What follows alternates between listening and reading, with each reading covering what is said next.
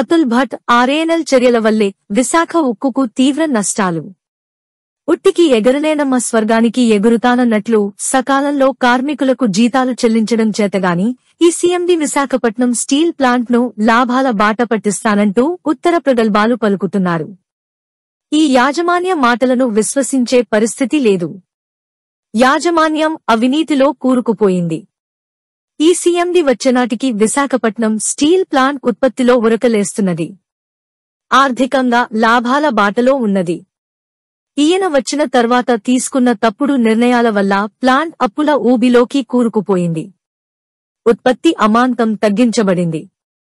యూనియన్ల మాటను సైతం పక్కన పెట్టి ప్రభుత్వ ఆదేశాలతో స్టీల్కి మంచి డిమాండ్ ఉన్న సమయంలో బ్లాస్ట్ ఫర్నెస్ 3ని నిలుపుదల చేశారు. దాంతో నేటికీ కోలుకోలేని పరిస్థితికి నెట్టబడింది. బ్లాస్ట్ ఫర్నెస్ 3ని స్టెఫ్నీగా పోల్చిన ఈ యాజమాన్యం తిరిగి బ్లాస్ట్ ఫర్నెస్ 3 ప్రారంభిస్తేనే లాభాల బాట పడుతుందని, దీనికోసం ఈఓఐ పిలుస్తున్నామని నమ్మబలికారు. ప్లాంట్ అభివృద్ధిని దృష్టిలో ఉంచుకుని కార్మికులు, యూనియన్లు హర్షం వ్యక్తం చేశాయి. 19 కంపెనీలను కాదని ఈఓఐతో సంబంధం లేకుండా జిందాల్తో ఎంఓయూ చేసుకున్నారు. జిందాల్ ఎంఓయూ స్టీల్ ప్లాంట్ను లాభాల బాట పట్టిస్తుందని నమ్మబలికారు.